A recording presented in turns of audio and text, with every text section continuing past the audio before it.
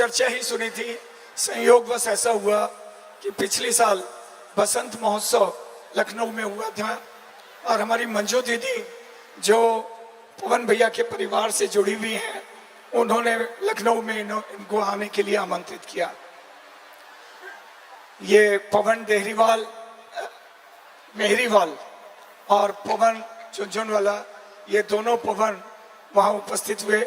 आप देखिए हम लोग कितनी श्रद्धा से, कितनी आस्था से दादी जी के उत्सव में अपनी श्रद्धा निवेदित करने के लिए उपस्थित होते हैं, मंदिरों में जाते हैं, परंतु हमारा विश्वास कितना है, हमारे को कितना कॉन्फिडेंस है, उसका प्रत्यक्ष प्रमाण ये भाई पवन है। वहाँ असली बात तो मैंने बताई नहीं अभी तक आपको। कितने तारीख को था? 9, 10, 12, 13 जनवरी 13 जनवरी की शाम को हम लोग जिस भवन में ठहरे हुए थे उसकी लॉबी में मंजू दीदी ने मेरे से कहा कि 10 मिनट का समय दीजिए और पवन जी आपसे मिलना चाहते हैं। पवन मेहरीवाल और पवन झुनझुनवाला दोनों से मैंने मुलाकात की। इन्होंने वहाँ का आयोजन देखकर इनको प्रेरणा मिली, ये प्रेरित हुए और इन्होंने मेरे को कहा कि अगला बसंत महोत्सव में वहाँ डेयरी ऑन में करवाने की मेरी इच्छा है। मैंने कहा जैसा दादी चाहेंगी वैसा होगा, आप कम से कम एक एप्लीकेशन जा करके भेज दीजिए तो हमारे ट्रस्ट की आगामी सभा में हम इस विषय में निर्णय लेंगे। बोले ये अर्जी मर्जी नहीं जानते हम। देखिए बिहारी भाषा में इन्होंने मेरे को जो कहा वो बता रहा हूँ, ये अर्जी मर्जी नहीं जानते। आप जैसा बोलिएगा, जो लिख के भेजिएगा वो हम भेज देंगे आपको, लेकिन ये सोच लीजिए, मान लीजिए कि अगला बसंत महोत्सव डेयरी ऑन में होना है।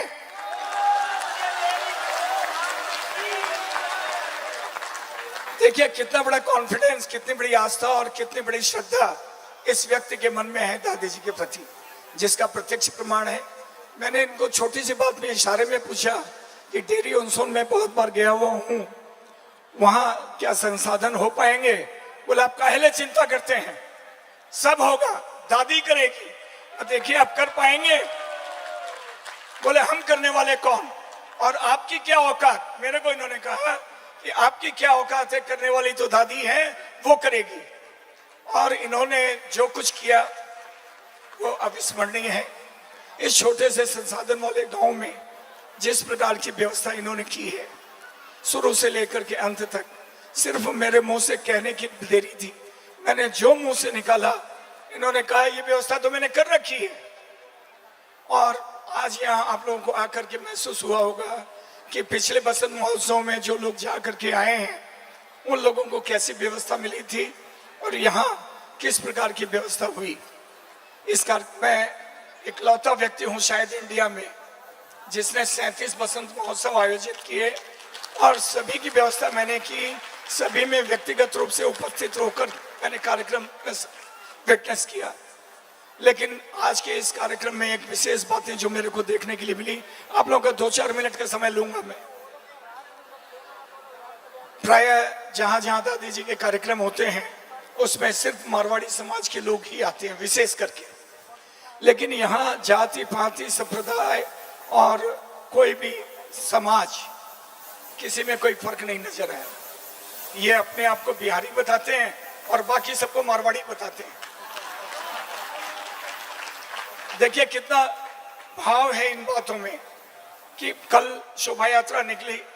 शोभा यात्रा में पूरे रास्ते यहाँ डेयरी ऑन के हर समाज के व्यक्ति, अल्पसंख्यक हो, हिंदू हो, जैनी हो, किन्नर हो, कोई बाकी नहीं रहा। और शोभा यात्रा के बाद जैसे ही यहाँ दादी जी पधारी, उसके थोड़ी देर बाद कुछ किन्नर समाज के लोग यहाँ कार्यालय के सामने आकर के उन्होंने अपनी प्रस्तुति दी और वो प्रस्तुति देख करके मैं प्रेरित हुआ कि अपने भजन मंडली के जो लोग या मंडल के जो लोग भजन गाते हैं उससे ज्यादा भावपूर्ण भजन ये किन्नर समाज इनकी प्रस्तुति है। मैं बहुत सच्ची बात बताता हूँ कि ये किन्नर जब आते हैं तो हर आदमी भयभीत हो जाते हैं कि पता नहीं ये लोग क्या मांग लेंगे, क्या अत्याचार करेंगे। लेकिन वास्तविकता ये है, हम लोगों की ये मान्यता है कि इन किन्नरों का दिया हुआ आशीर्वाद बहुत फलता है।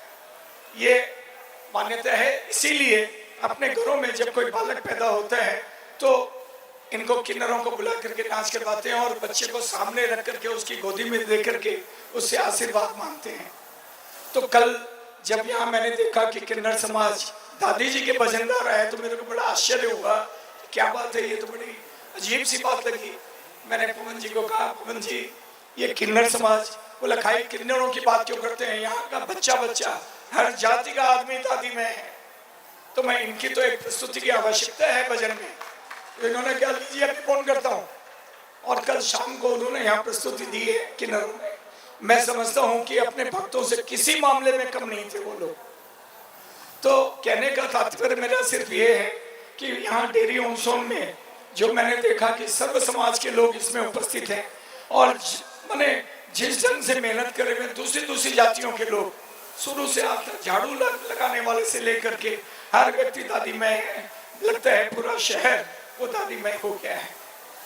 जितने लोग यहाँ बाहर से पधारे हैं, मैं समझता हूँ लगभग बाहर से आने वाले व्यक्तियों की जो संख्या है उसमें 90% आदमी डेरी ऑनसोन कहाँ है इसकी जानकारी नहीं थी।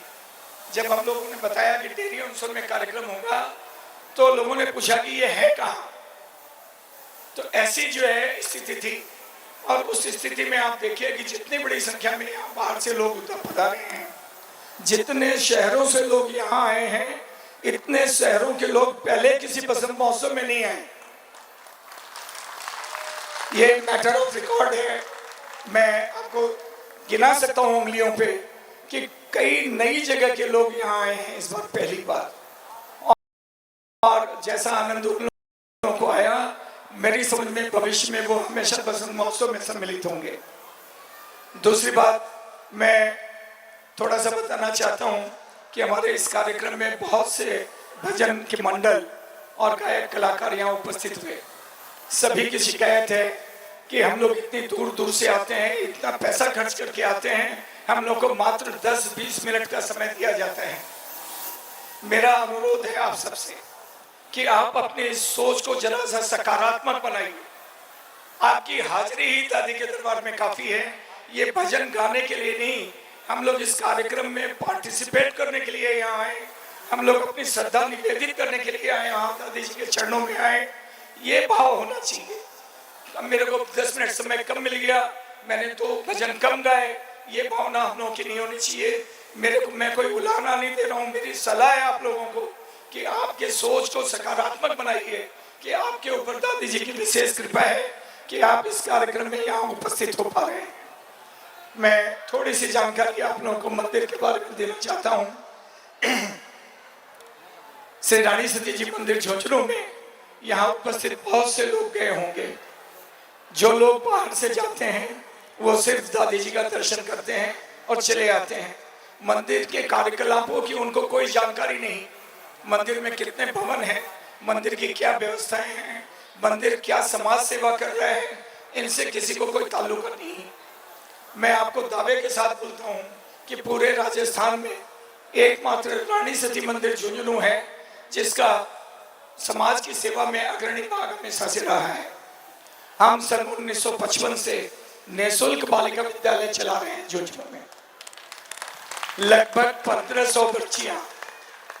1500 बच्चियां निःशुल्क शिक्षा ग्रहण कर रही हैं, और करीब 90% उसमें से SC/ST परिवार की हैं।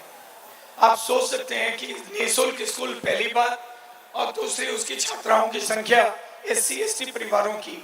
ऐसे वातावरण के बच्चे जब आते हैं स्कूल में तो रिजल्ट हमेशा पुअर समझा जाता है, लेकिन पिछले 36 वर्ष से तो मैं विद्यालय का कार्य देख रहा हूँ, हमारा रिजल्ट 100% होता है, और करीब 60% फर्स्ट डिविजनर, 30% सेकेंड डिविजनर, बाकी 10% में दूसरे जो है बच्चे होते हैं, लेकिन 100% रिजल्ट हम अचीव करते हैं। मैं समझता हूँ दादी जी की बहुत बड़ी कृपा है कि ऐसा निःशुल्क विद्यालय बनाकर बालिकाओं को शिक्षित करने के लिए हमारे भोलाराम जी पाटोदिया थे जिन्होंने 1955 में बालिका विद्यालय की स्थापना की थी। उद्देश्य था कि समाज उस समय प्रतिबंधित थी बालिकाओं की शिक्षा। बच्चियों को लोग स्कूल में नहीं भेजते थे। मैं एक विद्यालय का प्रेसिडेंट हूँ कलकत्ते में, 104 वर्ष पुरानी स्कूल है, उसकी प्रोसीडिंग हम देख रहे थे। उस प्रोसीडिंग में लिखा हुआ है कि इतना विरोध था नारी शिक्षा का। मैं समझता हूँ समाज के वरिष्ठ लोग मेरे साथ हैं, मेरी बात से इनकी सहमति होगी। आज से 103 वर्ष 4 वर्ष पुरानी की प्रोसीडिंग में ये लिखा हुआ है कि जब विद्यालय आरंभ किया गया तो समाज का विरोध हुआ कि यदि बच्चियों को स्कूल में पढ़ने के लिए भेजेंगे वो बिगड़ जाएंगी, और यहाँ तक लिखा हुआ है उसमें कि वो विधवा हो जाएंगी। सोचिए कितना अन्याय की बात उस समय थी हमारे समाज में कि ऐसा विचार था हम लोगों का। आज वही समाज, यदि बालिका शिक्षित होगी तो परिवार शिक्षित होगा, परिवार शिक्षित होगा, समाज शिक्षित होगा, समाज शिक्षित होगा, देश शिक्षित होगा, और हमारा हिंदुस्तान, हमारी ये बच्चियां पढ़ लिख कर कामयाबी हासिल कर सके। इस उद्देश्य से हम